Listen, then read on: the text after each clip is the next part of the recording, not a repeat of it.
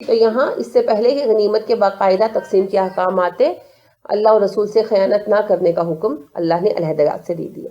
پھر دوسرا اللہ نے فرمایا وَلَا تَخُونُوا أَمَانَاتِكُمْ، ولا یہاں لکھا ہوا نہیں ہے نا، یہ ایسے ہی ہے جیسے انگلش میں بھی ہوتا ہے، نو ایک دفعہ آ جاتا ہے پھر کوما ڈال ڈال کر لکھ دیتے ہیں اور بار بار نو نہیں آتا، تو اسی انداز میں یہ بھی عربی کا لکھا جاتا ہے۔ تو وَتَخُونُوا أَمَانَاتِكُمْ، تم آپس میں ایک دوسرے کی امانتوں میں بھی خیانت نہ کرو، یعنی جب کوئی امانت رکھے تو خیانت نہ کرو۔ رسول اکرم صلی اللہ علیہ وسلم نے فرمایا منافقت کی 4 علامتیں ہیں، جس میں چاروں پائی گئی وہ خالص منافق ہے، اور جس میں ایک پائی گئی تو اس میں منافقت کی ایک علامت ہے۔ تو ان میں سے ایک علامت کیا ہے؟ جو اب امانت رکھی جائے اس میں خیانت کرے، اور خائن جو ہے نا اس کے لیے قیامت کے دن ایک جھنڈا لگا دیا جائے گا بیک پر، اور لوگ دور سے دیکھیں گے اور جان لیں گے کہ یہ خائن ہے، ٹھیک ہے، یعنی اس کو رسوا کیا جائے گا نا۔ تو امانت میں خیانت بہت بڑے گناہوں میں سے ہے، کبیرہ گناہوں میں سے۔ اسی لیے اللہ رب کریم ہمیں حکم دے رہے ہیں کہ آپس میں ایک دوسرے کی امانتوں کو ضائع نہ کرو۔ امانت میں اب کیا کیا آتا ہے؟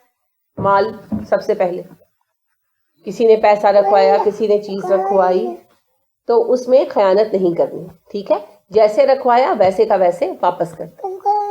پھر کسی کا راز بھی امانت ہوتا ہے۔ اگر کسی نے آپ سے کوئی بات شیئر کی اور کہا کہ یہ آگے نہیں بتانی، تو کیا کرنا چاہیے؟ نہیں بتانی چاہیے، یہی نہیں کہنا چاہیے میں تمہیں بتا رہی ہوں، اس نے کہا تھا آگے مت بتانا، اسے پتا نہ چلے، یا آگے کسی اور کو نہ بتانا، ایسے کرتے کرتے پورے شہر کو پتہ چل جاتا۔ بہت بڑی بے وقوفی ہے، پتہ ہے کیوں؟ رسول اکرم صلی اللہ علیہ وسلم نے فرمایا المستشار مؤتمن، جس سے مشورہ طلب کیا جاتا ہے وہ امانت دار ہوتا ہے۔ یعنی جس بندے سے کوئی آ کر مشورہ کرتا ہے، ہوتا ہے نا، ہم کسی سے کیوں بات کرتے ہیں کہ مجھے سمجھ نہیں آ رہی اس معاملے میں کیا کروں تو مجھے مشورہ دو۔ تو جب کوئی آپ سے مشورہ کرنے کے لیے کوئی بات کرتا ہے تو پھر ضروری ہے کہ اس کے راز کو راز رکھا جائے۔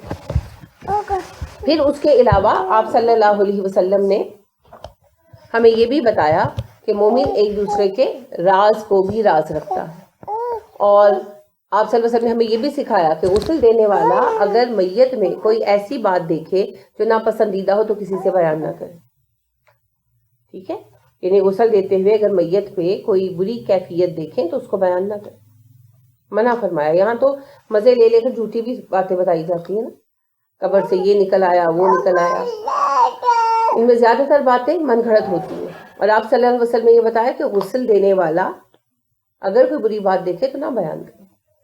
تو یعنی دیکھیں یہ بھی جو ہے راز کی بات ہے۔ اسی طرح ہمیں یہ بھی امانت سکھائی گئی کہ ایک عورت دوسری عورت کی حسن و خوبی کی بات اپنے گھر میں اپنے مردوں کے آگے بیان نہ کرے، یہ بھی تو امانت ہے نا، کیونکہ ظاہری بات ہے کہ عورتیں ایک دوسرے کے سامنے پیار شیار ہوتی ہیں، اب عورتیں ہی جا کر عورتوں کے راز کھولنے لگے کہ فلاں تو اتنی پیاری ہے، اس کا تو چہرہ ایسا ہے، اس کی تو آواز ایسی ہے، تو پھر اس کا مطلب تو ہے کہ زندگی کے راستے ہی بند ہو جائے، تو یہ بھی امانت ہے، ٹھیک ہے۔ تو ہر طرح کی امانت کا خیال رکھنا چاہیے اور اسے ادا کرنا چاہیے۔ تو آپس میں امانتوں کا خیال رکھنے میں سبھی کچھ شامل ہے۔ اگر کسی نے اپنا بچہ آپ کے پاس چھوڑا ہے، اس کی پرورش بھی امانت ہے۔ اسکول میں بچے جب ہمارے پاس ہوں وہ بھی امانت ہے، پڑھنا پڑھانا بھی امانت ہے، ٹھیک ہے، لہٰذا اگر پڑھائیں تو پوری دیانتداری سے پڑھائیں، اور پڑھیں تو پوری جو ہے نا توجہ محبت اور لگن کے ساتھ پڑھیں، ڈیڈیکیشن کے ساتھ پڑھیں، ٹھیک ہے، تو یہ بھی امانت ہے۔ تو ایک دوسرے کی طرف جس کی جو امانت ہو اسے پورا ادا کریں۔ وَأَنْتُمْ تَعْلَمُونَ، اور یہ بات تم پہلے بھی جانتے ہو، یعنی یہ اتنی طے شدہ اخلاقی صفت ہے کہ اسلام کے احکامات کے علاوہ بھی تم جانتے ہو کہ بددیانتی نہیں کرنی چاہیے۔ دنیا کی کوئی قوم یہ نہیں کہتی کہ بددیانتی جائز ہے، سوائے یہود کے، جو کہا کرتے تھے غیر یہود کے لیے ہم پر سوال نہیں ہوگا مالی بددیانتی میں۔ باقی آپ کسی ہندو سے مل لیں، کسی سے مل لیں، وہ دیانت کو خوبی اور بددیانتی کو خامی مانیں گے، اور کفار مکہ بھی تو مانتے تھے نا دیانت کو خوبی اور بددیانتی کو خامی۔ رسول اکرم صلی اللہ علیہ وسلم کو امین اسی لیے تو کہتے تھے کہ بہت دیانت دار، امانتوں کی، امانت سے امین ہے نا، امانتوں کی بڑی حفاظت کرنے والے ہیں، اور آپ صلی اللہ علیہ وسلم کے قتل کے لیے بھی جب کھڑے تھے تو امانتیں آپ کے پاس رکھوا رہے تھے تب تک، تبھی تو آپ علی رضی اللہ عنہ کو چھوڑ کر آئے تھے. تو آپ دیکھیے رسول اکرم صلی اللہ علیہ وآلہ وسلم جو ہیں ہمارے نبی ہیں، رول ماڈل. آپ کا ٹائٹل کیا تھا؟ امین. اور آپ صلی اللہ علیہ وسلم کی یہ حیثیت کبھی بھی متاثر نہیں ہوئی. ہمارا حال یہ ہے، ہم اگلے سے سودا کرتے ہیں مال کا اور اس سے پیسے پکڑتے ہیں. اب جو مال ہم نے دینا ہے وہ گویا اس کی امانت ہے جو ہم نے ادا کر دی. تو ہم اس میں جتنا موقع ملتا ہے گندا مال ڈال دیتے ہیں. اسی طرح کسی کا راز نہیں رکھ سکتے. کوئی اگر کوئی چیز رکھ کر جاتا ہے کہ یہ ذرا میرا تھیلا رکھ لو، میں بھی آ کر لے لیتی ہوں، کھول کر دیکھتے ہیں نا، ہے گا کہ دیکھیے اسے. آپ نہیں دیکھتے اچھی بات ہے، مگر اکثر لوگوں کو عادت ہوتی ہے. یہ عادتیں ہیں، نہیں ہونی چاہیے. کسی نے ہاں ویسے آپ اگر کہیں سفر پر جا رہے ہیں کچھ اور کوئی آپ کو دے رہا ہے کہ یہ لے جاؤ، ضرور چیک کریں اس کی موجودگی میں کبھی کیا دے رہے ہیں.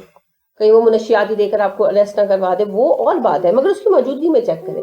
اگر وہ ایسا ہے قریبی، وہی بات ہے کہ آپ کے میاں ہی ہیں، وہ آپ کو کہتے ہیں کہ میری امانت رکھ، امانت نہیں بھی کہتے، کہتے ہیں میرا چیز رکھ لو میں لے لوں گا. مت کھول کر چیک کریں، ان کی موجودگی میں چیک کرنا تو کریں کیا چیز رکھ رہے ہیں. اس کے جانے کے بعد جب آپ کو پتا ہے، بعض اوقات ہوتا ہے ہسبینڈ یا وائف بھی ہو سکتی ہے یا ماں بھی ہو سکتی ہے، وہ پسند نہیں کرتی کہ میری چیز کھول کر دیکھی جائے، تو ذرا وہ کھسکی اور فوراً کھول کر دیکھو تو صحیح ہے کہ یا تو اگلے کے سامنے چیک کرو کہ کیا لائے میں دیکھوں گی، اور یا پھر مت چیک کرو. یہ بھی امانت کا تقاضا ہے. ٹھیک ہے. تو امانت معمولی چیز نہیں ہے. امین ہونا نبیوں کا طریقہ، امانت بہت بڑی صفت ہے. ٹھیک ہے. تو لہٰذا ایک دوسرے کی امانتوں کو صحیح طریقے سے ادا کرنا ہے، اور یہ اللہ کا حکم تو ہے ہی، یہ اخلاقی اصول بھی. اسی لیے اللہ نے کہا وَأَنْتُمْ تَعْلَمُونَ، تم یہ بات پہلے سے جانتے ہو، کوئی نئی انوکھی بات ہی میں بتا رہا، تمہیں خود پتا ہے. وَعْلَمُوا، جان لو، انما بلا شک و شبہ، اموالکم تمہارے مال، واولادکم تمہاری اولادیں، فتنۃ آزمائش ہیں. یاد رکھنا تمہارے مال اور تمہاری اولادیں تمہارے لیے آزمائش ہیں. ہم کیوں کرتے ہیں خیانتیں؟ مال کے لیے یا اولاد کے لیے. لوگ رشوت کیوں لیتے ہیں؟ بچوں کو پڑھانے کے لیے، ان کی شادیاں کرنے کے لیے، ہے نا. اچھے بھلے لوگ جنہوں نے زندگی بھر نہیں لی ہوتی وہ بھی لے لیتے ہیں، جی بچے کی شادی ہے کیا کریں، اس کا جہیز بنانا ہے. مگر وہ بچی قیامت کے دن نہیں بچائے گی. وہ کہے گی میں نے نہیں کہا تھا اللہ جی ابا جی کو کہ رشوت لو اور میری شادی کر دو، نہ لیتے. یہی بچے بھی کہیں گے. اچھا قانونی طور پر کوئی پکڑا جائے، اللہ کی عدالت تو بہت بڑی ہے، دنیا میں قانونی طور پر کوئی پکڑا جائے تو سب سے پہلے کون قطع تعلقی کرتا ہے؟ وہی اولاد، اور خصوصاً بیٹیاں. ہم سسرال والوں کو کیا بتائیں گے، لو ابا جی رشوت میں پکڑے گئے ہے نہیں. تو جب دنیا کے قانون کے سامنے کوئی ساتھ دینے کھڑا نہیں ہوتا تو آخرت میں اللہ کے سامنے کس نے کھڑا ہو. تو لہٰذا بات یہی ہے کہ مال اور اولاد آزمائش ہے. دنیا میں جو چیزیں ہم نعمتیں سمجھتے ہیں وہ نعمتیں ہیں نہیں. کیا نعمت مانتے ہیں؟ مال آزمائش ہے. اولاد، جس کو اولاد نہیں ملی ہو اللہ نہ ملے تو آنسوؤں کی ندیاں نہیں بہتی، اولاد نہ ملے تو آنسوؤں کی ندیاں بہہ جاتی ہیں. یعنی کہ میں لوگوں کو دیکھتی ہوں دماغی مریض ہو جاتے ہیں. مانتی ہوں میں اولاد سکھ ہے، مگر کیا ہم سارے سکھوں کے ٹھیکے دار ہیں؟ مولوی نذیر احمد آپ کو پتہ ہے معروف مصنف ہے، تو ان کے بیٹے فوت ہو گئے، بشیر نام کے. ان کے بچے تھے چھوٹے، بخار چڑھا فوت ہو گئے. تو وہ شہر میں موجود نہیں تھے، بیوی کو خط لکھا. وہاں اس وقت آپ کو پتہ فوراً پہنچ نہیں سکتے تھے، تو انہوں نے بیوی کو خط لکھا کہ یہ دکھ صرف تمہارا نہیں ہے. آپ نے بھی پڑھا ہوگا، میٹرک میں پتہ نہیں FA میں ہے اردو کی کتاب میں خط ان کا، ہاں کہ وہ کہتے ہیں کہ یہ دکھ صرف تمہارا نہیں ہے، میرا بھی ہے، میں بھی بہت افسردہ ہوں. لیکن بات یہ ہے کہ ہم اللہ کی ساری نعمتوں کے ٹھیکے دار تو نہیں ہیں کہ سب کچھ ہی ہمیں مل جائے. کوئی بات نہیں، زندگی میں کچھ ملے گا کچھ نہیں ملے گا. اور پھر وہ ایک قطع انہوں نے نوٹ اس میں کیا، پتہ نہیں کس کا ہے، مگر انہوں نے اس میں لکھا، خط پہ بیوی کو لکھا، قسمت کیا ہر ایک کو قسام ازل نے، جو شخص کے جس چیز کے قابل نظر آیا. بلبل کو دیا نالا تو پروانے کو جلنا، غم ہم کو دیا سب سے جو مشکل نظر آیا. کہ اللہ نے سب کو تقسیم کر دی ہیں چیزیں، اور ہر کسی کو زندگی میں کچھ نہ کچھ آزمائش ہے. لیکن انسانوں کی آزمائش اللہ نے سب سے مشکل رکھی. تو آزمائش تو ہوگی، لہٰذا اگر اولاد نہیں ہے تو پریشان مت ہو. اولاد ملتی تو بھی آزمائش ہی تھی، اللہ نے نہ دے کر آزما لی. کیا ہوا؟ کچھ نہیں ہوا، امتحان ہے. ڈھنگ مختلف ہوگا، امتحان ضرور ہوگا. حسن آزمائش ہے، حسین آواز آزمائش ہے، حسن کا نام ملنا بھی آزمائش ہے، خاندان کا عالی نسب کا ہونا آزمائش ہے، اور عالی نسب نہ ہونا بھی آزمائش ہے. شادی ہو جانا بھی آزمائش اور نہ ہونا بھی آزمائش. دنیا میں جو کچھ ہے سب کچھ آزمائش. ہر رشتہ ایک آزمائش کا نام، ہر اگلا قدم ترقی کا ایک نئی ذمہ داری کا نام. لہٰذا اگر کچھ نہیں ملتا تو پریشان مت ہو. آپ کو اللہ نے ایک ذمہ داری سے بچا لیا، ہو سکتا ہے اس کے اہل نہ ہو، کیا پتا، ہو سکتا ہے میری اولاد ہوتی تو میں اس کی اچھی پرورش نہ کر پاتی. یہ تو کہنے کی باتیں، ہم یہ کرتے ہم وہ کرتے، وقت پڑنے پر بڑے بڑے ہار جاتے. کیا پتا. میری ایک دوست ہی کہہ لے ہیں تو ان کی صرف بیٹیاں ہیں، بیٹا نہیں، تو وہ بڑی خوش ہیں، یعنی کوئی وہ نہیں. تو لوگوں کو آپ پتہ نہیں، لوگ کہتے رہتے ہیں کہ آپ دعا کریں یوں، تو وہ کہنے لگی کہ میں بالکل مطمئن ہوں، اگر اللہ نے مجھے بیٹیاں دی ہیں تو یقیناً میں بیٹے کی تربیت کے لائق نہیں ہوں گی، تبھی اللہ نے مجھے نہیں دیا. اللہ سے بڑھ کے میرا خیر خواہ کون ہو سکتا. تو لہٰذا بات یہ ہے کہ اگر ہمیں کچھ نہیں ملا کچھ بھی زندگی میں تو کوئی بات نہیں بھائی، فل پیکج کسی کو نہیں ملتا. وہ کہتے ہیں دونوں ہاتھوں میں لڈو نہیں ہوتے. اور دوسری بات یہ ہے کہ اگر اس نے کچھ نہیں دیا تو ہم کیا ساری نعمتوں کے ٹھیکیدار؟ کوئی بات نہیں. آخرت میں کچھ چاہیے کہ سارا کچھ دنیا میں ہی لے لینا. ٹھیک ہے، لہٰذا پریشان مت ہوا کریں. اور یاد رکھیں دنیا اور اس کی ساری چیزیں، اولاد، مال، شکلیں، گھر بار، سب کچھ کیا ہے؟ آزمائش. وَأَنَّ اللَّهَ، اور بے شک اللہ، عِندَهُ، اس کے پاس ہے، اجر عظیم، بہترین بدلہ، عظیم ترین بدلہ. جو کچھ کرو گے اس کا بدلہ چاہتے ہو وہ تمہیں آخرت میں ملے گا. اجر عظیم ہے تمہارے پاس. یہ بات سمجھ لیں تو پھر تھوڑے اعمال کا بدلہ بھی بہت ہو جاتا. جنید بغدادی ایک واقعہ اپنا بیان کرتے ہیں. وہ کہتے ہیں جب میں اسٹوڈنٹ تھا تو میرے بال بہت بڑھ گئے، میرے پاس بالکل پیسے نہیں تھے، تو میرے استاد نے ڈانٹا کہ جنید تو نے بال نہیں کٹوانے. ٹیچر نے ڈانٹا، ڈسپلن ہوتا ہے. تو کہتے ہیں میں ایک حجام کے پاس چلا گیا، تو میں نے کہا کہ میرے پاس پیسے نہیں ہیں تو اللہ کے واسطے میرے بال کاٹ دو، کہ اللہ کی خاطر میرے بال کاٹ دو. تو وہ کہتے ہیں حجام جو ہے نا، وہ کسی کی کر رہا تھا پہلے حجامت، تو اس نے اس کو اٹھا دیا اور مجھے بٹھایا اور میرا سر چوما. اور پھر لڑکے تھے نا، جو بچے تھے ان کے جیسے 15-16 سال کے ہوں گے، سر چوما اور پھر بڑی محبت سے بال بنائے. اور کہنے لگا کہ آج تک تو میں پیسوں کے لیے بال بناتا تھا، آج میں نے اللہ کے لیے بنایا. تو جنید کہتے ہیں میں نے دل میں سوچا کہ کبھی تو پیسے آئیں گے نا تو میں اس کے پیسے دے دوں گا. تو بعد میں پڑھ لکھ گئے، جاب ہو گئی. تو کہتے ہیں مجھے جب پیسے آئے میرے پاس تو میں گیا اور میں نے ان سے کہا کہ آپ کو یاد ہے میں پڑھتا تھا، میں آپ کے پاس آیا تھا، اس وقت مشہور عالم ہو گئے تھے، تو میں آپ کے پیسے لوٹانے آیا ہوں. تو انہوں نے کہا جنید آپ نے اتنا پڑھا، آپ اتنے بڑے عالم ہیں، آپ یہ نہیں جان پائے کہ جو کام اللہ کے لیے کیا جائے اس کا اجر بندوں سے نہیں لیا جاتا. تو جنید کہتے ہیں اخلاص میں نے اس نائی سے سیکھا. وہ چاہتا تو اس وقت حضرت جنید سے زیادہ پیسے لے سکتا تھا، کچھ بھی لے سکتا تھا، لیکن جنید کو اس نے جو بات کہی اس نے حضرت جنید جیسے عالم کو لاجواب کر دیا. تو اس نے کہا آپ اتنا پڑھے، اتنے بڑے عالم ہیں اور آپ یہ نہیں جان پائے کہ جو کام اللہ کے لیے کیا جائے اس کا اجر بندوں سے نہیں لیا جاتا. تو اسی طرح نوش شیرواں کے بارے میں آتا ہے، بہت عادل آدمی تھا، بہت عادل بادشاہ تھا. اس کو کہا نوش شیرواں عادل جاتا ہے. تو کہتے ہیں نوش شیرواں کہتا ہے میں نے انصاف ایک باغ کے رکھوالے لڑکے سے سیکھا. تو کہتا ہے کہ میں نیا نیا حاکم بنا تھا تو میں جنگل میں نکلا تو ایک باغ میں پہنچا تو میں نے لڑکے سے کہا کہ مجھے پانی پلا دو. تو لڑکے نے کہا کہ جی ابھی تو پانی نہیں ہے میرے پاس. تو کہنے لگا اچھا مجھے کوئی پھل کھلا دو. تو وہ گیا اور ایک انار توڑ کر لایا. تو انار کہتا بہت میٹھا تھا. تو میں نے دل میں سوچا کہ میں اس باغ پہ قبضہ کر لوں گا. تو کہتے ہیں میرا انار ختم ہو گیا، میں نے کہا ایک اور انار لا دو. تو وہ انار کھٹا تھا. میں نے کہا، کہتے میں نے اسے کہا کہ لڑکے کسی دوسرے درخت سے لائے ہو؟ تو اس نے کہا نہیں میں دوسرے درخت سے نہیں اسی درخت سے لایا ہوں. تو کہتے میں نے کہا کہ انار تو کھٹا ہو گیا، اس کا ذائقہ کیسے بدل گیا؟ اس نے کہا جیسے حاکم کی نیت بدلی ویسے اس کا ذائقہ بدل گیا. تو بات یہ ہے کہ ہماری جو معاشرتی مسائل ہے نا، رزق میں کمی، رشتوں میں خلوص نہ ہونا، یہ سب کچھ ہماری اپنی بدنیتوں کے نتائج سے سامنے آ رہے ہیں.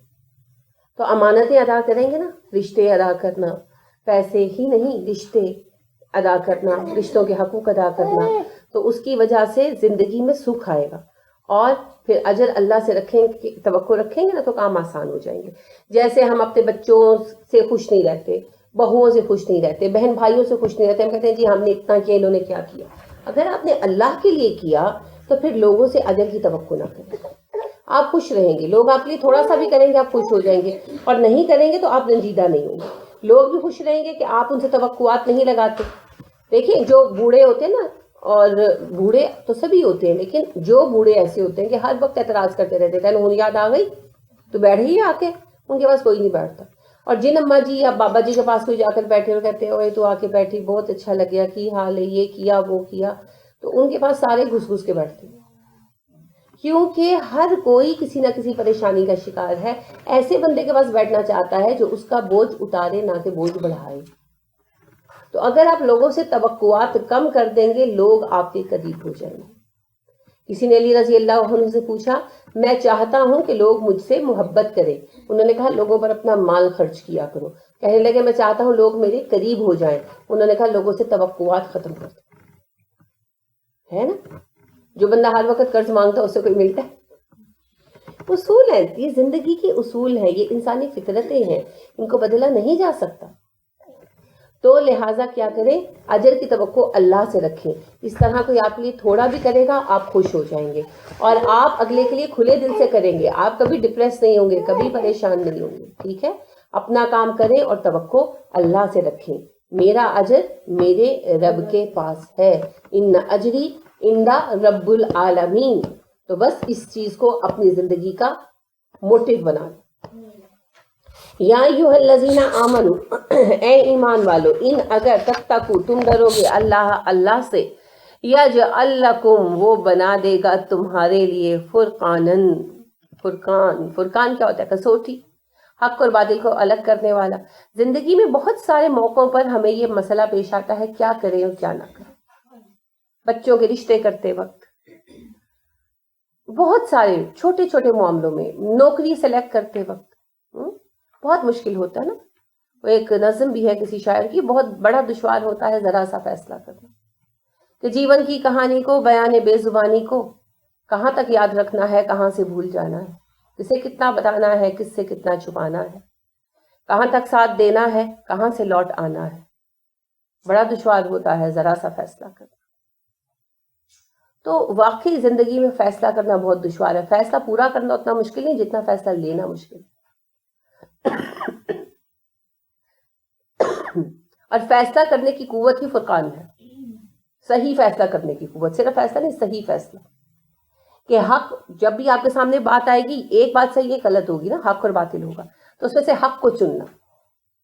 حق چننے والے کو فاروق کہا جاتا ہے، اور عمر کو فاروق اعظم کہا جاتا ہے، کیونکہ وہ نارملی بہت صحیح سینس رکھتے تھے. تو اللہ تقوی کی بنا پر فرقان عطا کرتا ہے. اب اللہ فرما رہے ہیں اگر تم تقوی اختیار کرو گے میں تمہیں فرقان دے دوں گا. فرقان بہت بڑی چیز ہے، صحیح فیصلے کی قوت. تو جس میں جتنی صحیح قوت فیصلہ ہے وہ اتنا دین پر چلنے والا. تو دین پر چلنے والے جو ہوتے ہیں نا، کمزور مارے مکے لوگ نہیں ہوتے. نہ کوئی فیصلہ ہو رہا ہے، نہ کچھ ہو رہا ہے، بچہ آپ کا بدتمیز ہے، کوئی بات نہیں جی اللہ ہدایت دے دے گا. بیوی آپ کی بے پردہ پھرتی ہو، جی اللہ ہدایت دے دے گا. آپ کے گھر میں ہر وقت گانے چلتے رہتے ہیں، او جی اللہ ہدایت دے دے گا. آپ کا بھائی جو ہے وہ شرابی ہے، او جی اللہ ہدایت دے دے گا. نہیں، وہ ایسے نہیں کرتا. وہ ہر چیز کا فیصلہ کرتا ہے اور اس کو صحیح لے کر چلتا ہے. ٹھیک ہے، تو لہٰذا سب سے پہلے اللہ کیا عطا کرتے ہیں مومنوں کو؟ صحیح قوت فیصلہ. یہ زندگی کے لیے بہت ضروری ہے، بہت زیادہ اسینشل ہے. بالکل. آپ دیکھیے، اب کھانے کی میز پر ہی آئے ہیں اور 4 کھانے پڑے ہیں اور ان میں سے کوئی مشکوک ہے اور کوئی حلال ہے، تو آپ میں اتنی قوت فیصلہ واضح ہونی چاہیے کہ آپ نے کیا کھانا ہے کیا نہیں کھانا. فرض کریں آپ کا جو میزبان ہے وہ غیر مسلم ہے، یا نام نہاد ایسا مسلمان ہے جو ماڈرن ہے، تو وہ آپ کو ایسی چیز کی طرف متوجہ کرتا ہے کہ یہ بھی بنایا ہے، تو آپ میں اتنی قوت تو ہونی چاہیے کہ آپ انکار کریں، یا کہ شرم و بشرمی کھا لیں گے، ہے نا. تو یہ سب قوت فیصلہ سے ہی ہو سکتا ہے. اسی طرح فرض کریں آپ کی بچی کے لیے رشتہ آیا ہے, ایک نارمل لڑکا ہے, نارمل بمانے مالی اعتبار سے, اور اچھا ہے, دیندار ہے, شریف ہے, اور ایک بچہ جو ہے وہ آوارہ ہے, شرابیں پیتا ہے, وہ لینڈ لارڈ کا بیٹا. اب سارے آپ پر زور ڈال رہے ہیں کہ وہ بڑے امیر ہیں, لاکھوں کی گاڑیوں میں پھرتے ہیں, گھر میں 10 گاڑیاں کھڑی ہوتی ہیں, وہاں کر دو. تو آپ پہ قوت فیصلہ ہونی چاہیے اور آپ اس کو لے کر ڈٹرمنڈ ہو کے کھڑے ہو جائیں کہ نہیں, میں نے نہیں کرنا اپنی بچی کا رشتہ وہاں, میں ایسے بے دین لوگوں میں اپنی بچی نہیں بھیجوں گا. کھڑے ہو سکتے ہیں. ٹھیک ہے, تو لہٰذا قوت فیصلہ زندگی کے ہر کام کے لیے ضروری ہے, کپڑے کے لیے ضروری ہے. فرض کریں آپ بیاہ کر ایسے گھرانے میں چلے گئے جو دیندار نہیں ہے زیادہ, اور وہاں پر سلیو لیس پہنتے ہیں, اور آپ کو بھی کہتے ہیں بھائی 2-4 سلیو لیس جوڑے بنا لو, یہ آپ کو دے دیتے ہیں, گفٹ کر دیتے ہیں, آپ ان کو بازو لگواتے ہیں, مائنڈ کیا جاتا ہے. آپ جھگڑیں گی نہیں, لڑائی نہیں کریں گی, لیکن آپ کو اتنی قوت فیصلہ تو ہونی چاہیے کہ آپ کہیں نہیں, میں نے یہ کام نہیں کرنا, نہیں کرنا تو نہیں کرنا, حرام ہے. کیونکہ ایک طرف اللہ ہے, ایک طرف سسرال ہے, تو سسرال کو اللہ پر فوقیت نہیں کی جا سکتی. ہاں, لڑائی جھگڑا نہیں کرنا, فساد نہیں ڈالنا, مگر اپنے فیصلے پہ اٹل ہو جائیں, چپ رہیں, بات سن لیں, مگر کریں وہی جو اللہ نے حکم دیا. رفتہ رفتہ سسرال والے بھی چینج ہو جائے گا. یہ میرا ذاتی تجربہ ہے. ٹھیک ہے, تو لہٰذا قوت فیصلہ زندگی کے ہر معاملے میں ضروری ہے. آپ کسی شادی پہ جاتی ہیں, پردہ کر رہی ہیں, کسی شادی پہ آپ گئیں, اب آپ کے ساتھ آپ کی بہن بھی ہو سکتی ہے, سگی بہن, اور کوئی دیورانی جٹھانی پہ وہ ساتھ ساتھ مسلسل کی جا رہی ہے, آج تو ویل اتار دو, آج تو ویل اتار دو, آج تو ویل اتار دو. اور اگر آپ کی کمزور قوت فیصلہ ہے تو کیا کریں گی, اتار دیں گی نا. تو پھر پردے کا فائدہ. آپ پہ اتنی قوت فیصلہ ہونی چاہیے کہ سارا خاندان ایک طرف اور آپ اکیلی ایک طرف, اور آپ ویل نہ اتار, تب دین کا کام ہوگا. ایسے تھوڑی ہوگا. تو یہ جو فرقان ہے نا, صحیح فیصلہ کرنے کی قوت, یہ اللہ کی بہت بڑی نعمت ہے. اس نعمت کی اللہ نے شرط رکھ دی ہے, تقوی. جو تقوی اختیار کرے گا اس کا فرقان بڑھتا جائے گا. اس سے آپ یہ دیکھیں عمر فاروق کتنے متقی تھے, ہے نا, کہ اللہ نے ہر بندے کی خصوصیت ہے. صحابہ میں سے سبھی کو اللہ نے فرقان عطا کیا, کسی کا کم کسی کا زیادہ, مگر ایک ایک خصوصیت ہے جس نے صحابہ کو ممتاز کر دیا دوسروں سے. تو عمر فاروق رضی اللہ عنہ کی وہ خصوصیت فرقان ہے. ٹھیک ہے. اور یکفر دور کر دے گا, عنکم تم سے, سیئاتکم تمہاری برائیاں, تمہاری خامیاں تم سے دور کر دے گا. دونوں معنی ہے اس کے. سوء جو ہے نا وہ برائی بھی ہوتی ہے اور خطا بھی ہوتی ہے, یعنی کسی چیز کا نقص بھی سوء ہوتا ہے. تو ہمارے اندر نقص ہے, سبھی کے اندر ہے, تو نقص دور کرنے کا طریقہ اللہ کیا بتا رہے ہیں, تقوی اختیار کرو. وَإِن تَتَّقُوا اللَّهَ, اگر تم اللہ سے تقوی اختیار کرو گے تمہاری خامیاں دور کر دے گا. جیسے آپ اگر موٹے ہو گئے تو حل کیا ہے, ڈائٹنگ کریں. آپ کا جو جسمانی عیوب ہو گئے ہیں, پیٹ باہر نکل آیا, بازو لٹک گئے, وہ ٹھیک ہو جائیں گے. اچھا, اگر آپ کا رنگ کالا ہو گیا ہے تو دھوپ سے بچیں, ہے نا, کوئی نہ کوئی آئنمنٹ, کوئی لوشن جو ڈاکٹر تجویز کر دے وہ لگائیں. بیوٹی کریم سے کچھ نہیں ہوتا, سب دھوکے بازی ہوتی ہے. لیکن ڈاکٹرز آپ کو بہتر بتا سکتے ہیں. اگر آپ کا جینون رنگ اچھا تھا اور کسی سبب سے, جیسے ہوتا ہے نا کہ چہرے کا رنگ بگڑ گیا دھوپ میں کام کرنے سے, مرد حضرات بیچاروں کے ساتھ بہت ہوتا ہے, گرمیوں میں ان کے بازو کے اگلے اگلے حصے اور چہرے نا باقاعدہ جھلس جاتے ہیں, تو وہ اس سے بچ سکتے ہیں کیسے, سن اسکرین لوشن لگا کر, تھوڑا سا اپنے آپ کو دھوپ سے بچا کر, ہے نا. تو خواتین بھی جن کو زیادہ کام کرنا پڑتا ہے ان کو یہ مسائل ہو جاتے ہیں, ہاتھوں کی اسکن خراب ہو جاتی ہے. تو ہر چیز جو خراب ہو جاتی ہے وہ ٹھیک ہو سکتی ہے, مگر اس کی کچھ دوائیاں ہوتی ہیں, کچھ احتیاطیں ہوتی ہیں. تو دوائی تو آپ کو پتا ہے کیا ہے. کیا ہے دوائی؟ نماز, روزہ, قرآن پڑھنا, قرآن سمجھنا, یہ سب تو دوائی ہے. اور احتیاط ہے تقوی.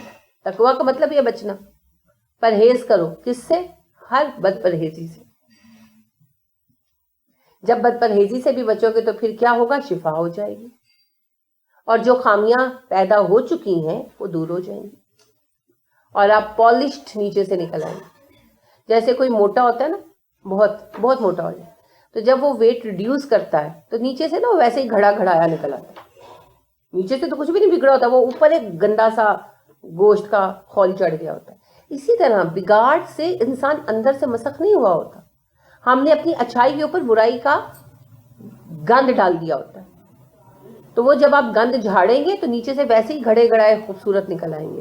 یا جیسے آپ کوئی گھر لیتے ہیں جو بند پڑا ہو کرائے پر, تو گند ہی گند پڑا ہوتا ہے نا بند گھر میں, تو آپ اس کو جب صاف کرتے ہیں, دھوتے ہیں, واش کرتے ہیں, دیواریں, فرش, تو ویسے ہی چمچماتا نکل آتا ہے, کیونکہ وہ نیچے سے کچھ بھی نہیں ہوا ہوتا, اوپر گند پھینکے جاتے ہیں لوگ. سیم کیس ہے, ہم اندر سے نہیں بگڑے ہوتے, ہم اپنے اوپر گند پھینکے جاتے ہیں, پھینکے جاتے ہیں, پھینکے جاتے ہیں. تو لہٰذا اندر سے دل خراب نہیں ہوتا, دل کے اوپر کالے پن کا خول چڑھ جاتا ہے. جیسے پتیلی سڑ جاتی ہے تو نیچے سے پتیلی سڑ جاتی ہے, نہیں, اوپر وہ کالے پن کا وہ خول چڑھ جاتا ہے. اگر اس خول کو توڑ دیں ہم اور مانج کے دل کو صاف کر لیں, تو جیسے پتیلی پہلے سے زیادہ چمکتی ہے, وہ داغ دبے بھی اتر جاتے ہیں جو کوئی ہلکے پڑے ہوتے ہیں, اور وہ باقاعدہ کچھ دن چمکتی رہتی ہے مانجنے کی وجہ سے.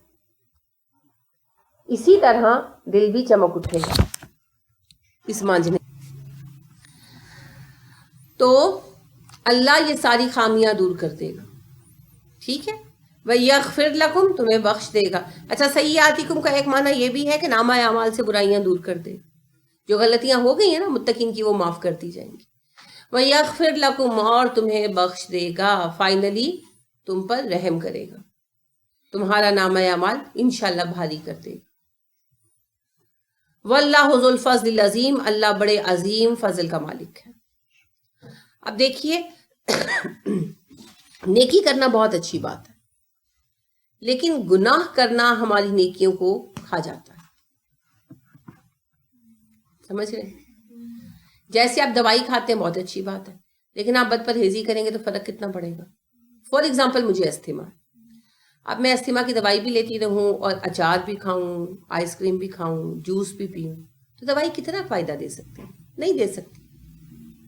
مجھے فائدہ تب ہوگا جب میں پرہیز کروں گی. ہاں چلو کبھی غلطی سے کھا لی یا مجبوری میں کھا لی, تو پھر اس سے زیادہ نقصان نہیں ہوگا, ہے نا. اسی طرح میں نماز پڑھوں, روزہ رکھوں, یہ تو دوائی ہے, اور میں ساتھ گناہ کرتی رہوں, پھر ٹی وی کے آگے سے اٹھوں ہی نہ, نماز کے لیے اٹھے ٹی وی کے آگے سے پاز کر کے, اور دوبارہ پھر نماز پڑھ کے وہیں پر آ کر بیٹھ گئے. اس کی غیبت, اس کی برائی, اریانی, ہر چیز میں لگے ہوئے ہیں, اور خالی نماز پڑھے جا رہے ہیں. تو پھر نماز تو دوا ہے, وہ اتنا فائدہ نہیں دے گی جب تک پرہیز نہیں ہوگا. تو جب ہم ٹی وی ترک کریں گے, جب ہم بے پردگی ترک کریں گے, لمبی لمبی بیکار فون کالز ترک کریں گے, کیونکہ کیا ہوتا ہے میں گوسپ, اور گوسپ کیا ہے, گوسپ کا لفظ جو ہے نا بڑا وہ ہلکا سا لگتا ہے. غیبت, گوسپ کیا ہے, تیری میری بات. تو وہ جو تیری میری بات ہے وہ غیبت ہے, اور غیبت آپ کو پتہ ہے کتنا بڑا گناہ ہے. پھر غیبت جو ہے نا وہ ملٹیپل گناہ ہو جاتا ہے. یعنی بعض اوقات غیبت سچی نہیں نہ ہوتی, بیچ میں ہم کئی باتیں جھڑ دیتے ہیں تو بہتان ہو جاتا ہے. پھر ایک دوسرے کی ٹو لگانا بھی منع ہے نا, تو پھر ٹو لگانا بھی ہو جاتی ہے, عیب چینی بھی ہو جاتی ہے, بہت کچھ آ جاتا ہے بیچ میں. اور پھر سب سے بڑھ کر ویسٹیج آف ٹائم, کیونکہ مومن کے پاس تو فالتو وقت ہوتا ہی نہیں کہ ضائع کرے. تو اللہ نے سب سے بڑی نعمت دی ہے زندگی, زندگی ضائع کر رہے ہیں, تو اس پہ پکڑ ہو جائے گی. کیا کرتے رہے, وقت کا حساب یہ بغیر جنت میں نہیں جا سکتے. تو لہٰذا جو ہے پرہیز, تقویٰ, یہ بہت ضروری ہے. تو تقویٰ ہے احتیاطی تدابیر, ان کے بغیر خالی عبادات فائدہ نہیں دیں گی, ان کا فائدہ بہت کم ہو جائے گا. ٹھیک ہے, تو لہٰذا احتیاطی تدابیر کرنی ہے. اس کی ایک اور مثال ہے, جیسے کوئی یہ کھانا شروع کر دے ویٹ لوز کرنے کی دوائیاں, وہ مضر صحت ہے, اس کے علاوہ ویسے چھوڑ دو اس کو تھوڑی دیر کے لیے, مضر صحت ہے, طرح طرح کی آئی ہوئی ہے نا, بعضی فیکٹریز بھی ہیں. کھانا شروع کر دے اور ساتھ وہ نہ آئس کریم میں چھوڑے, نہ چاکلیٹیں چھوڑے, نہ چاول چھوڑے, پیٹ بھر کے کھانا کھائے, تو وزن کم ہوگا؟ کیسے ہو سکتا ہے بھائی, پاسبل نہیں ہے. کئی لوگ ایکسرسائز کرتے ہیں پھر بھی کہتے ہیں ہمارا وزن کم نہیں ہوا, کہتے ہیں نا, کئی لوگ یہ شکایت کرتے ہیں, بھائی کیسے کم ہوگا, کھاتے جا رہے ہیں. اور میں نے یہ نوٹس کیا کہ وہ ایکسرسائز کرتے ہیں اور ساتھ وہ انرجی ڈرنکس لینے شروع کر دیتے ہیں کہ جی مجھے دل گھبرانے لگ گیا ہے, جوس پینے شروع کر دیتے ہیں, تو پھر فائدہ.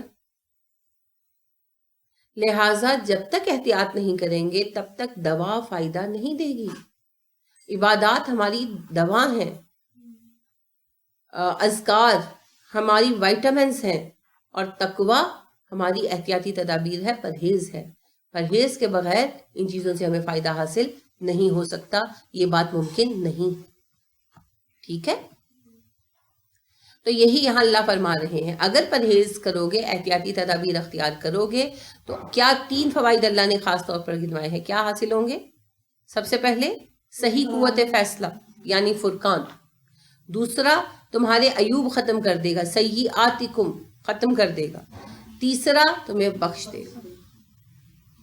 یہی چیزیں تو چاہیے، ہم زندگی میں اپنے لیے درست کام کریں، ہمارے عیب ختم ہو جائیں، ہمارا تزکیہ نفس ہو جائے اور اللہ فائنلی ہمیں بخش دے۔ تینوں کاموں کا اللہ نے وعدہ کر دیا ہے، شرط ہے ان تتقوا اللہ، اللہ سے ڈر کر گناہ چھوڑ دو، احتیاطی تدابیر اختیار کرو۔ لہٰذا آپ کے لیے میدان کھلا ہے، تشریف لائیں، جتنا چاہے کام کریں، کوئی پابندی نہیں۔ جی آج کے متعلق کوئی سوال؟ میرا یہ ہے کہ دیکھیں اوپر آ رہا ہے یہ لاکم بنسری کی یہ دونوں ورڈ ایسے نہیں ہے جیسے صراط المستقیم، یہ صراط میں بھی سیدھا راستہ ہے لیکن مستقیم جب آ گیا تو پھر بھی وہ سیدھا راستہ ہے، تو یہ آیت لاکم بنسری بھی وہی چیز ہے کہ مدد کرنا اور تائید کرنا بھی وہی آتا ہے، ایسے نہیں کسی حد تک آپ کی بات صحیح ہے، ایدہ اور نصر سے بھی ایسے ہی ہے نا کہ مدد دینا، مدد کرنا، ایسی مدد جس کے ذریعے کامیابی حاصل ہو، اور تائید بھی ایسے ہی ہے، بوجھ بٹانا۔ ایسے ہی ہے لیکن صراط میں سیدھا کا مفہوم نہیں ہے، صراط صرف راستہ ہوتا ہے، مستقیم سیدھا ہوتا ہے۔ جب آپ نے وہ سورہ فاتحہ پڑھی تو اس میں آپ نے ایسے بولا تھا کہ صراط میں بھی سیدھا راستہ ہی آ رہا ہے لیکن مستقیم جب آ گیا تو پھر سیدھا راستہ صراط کا وہ جو ہے نا ایکسپلینیشن کی بات ہے، صراط جو ہے نا وہ ڈیفائنڈ راستہ ہوتا ہے، اصل میں تھوڑا سا اس کو سمجھ لیں، سیدھا مستقیم کا مطلب ہوتا ہے اسٹریٹ، ٹھیک ہے، اور صراط کا مطلب ہوتا ہے ڈیفائنڈ، طے شدہ راستہ، جس کا پکا پتا ہو کہ یہ راستہ ہے، سیٹ راستہ ہے، یعنی کہ جیسے میپ کے مطابق راستہ، ٹھیک ہے۔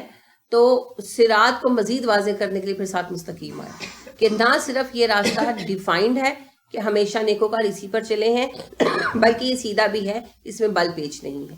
تو اسی لیے صراط کا معنی بھی جب سورہ فاتحہ آتی ہے تو سیدھا لے لیا جاتا ہے، ٹھیک ہے، لیکن ویسے لفظی طور پر صراط صرف راستے کو کہتے ہیں، لیکن ایسے راستے کو کہتے ہیں جو طے شدہ ہو، جس پر پہلے بھی لوگ چل کر منزل پر پہنچے ہو، کنفرم راستہ، سڑک پگڈنڈی کو نہیں کہتے، ٹھیک ہے، پکا راستہ جس پر لوگ پہلے بھی چل کر منزل پر پہنچے ہو، پکا پتا ہو کہ منزل تک جائے گا۔ یہ دونوں ورڈ بھی ایسے ہیں نا، یہ دونوں منزل بھی ایسے ہی ہیں۔ ایدہ کا مطلب ہوتا ہے بوجھ بٹانا اور مدد کے لیے ہاتھ بڑھانا، اور نصر کا مطلب ہوتا ہے ایسی مدد جس سے کامیابی ملے، تو وہی والا تھوڑا سا فرق ہے، اور باقی یہ دونوں ایک دوسرے کو سپورٹ کرتے ہیں، یہ الفاظ کہ تمہیں ایسی مدد دی جس کی وجہ سے تم کامیاب ہو، بالکل، تو تمہیں راستہ دکھایا ایسا جو کنفرم بھی ہے اور بالکل سیدھا سادہ بھی، بالکل۔ اور کوئی بات؟ سبحانک اللہم و بحمدک ونشہد ان لا الہ الا انت ونستغفرک ونتوب الیک۔ السلام علیکم ورحمۃ اللہ وبرکاتہ۔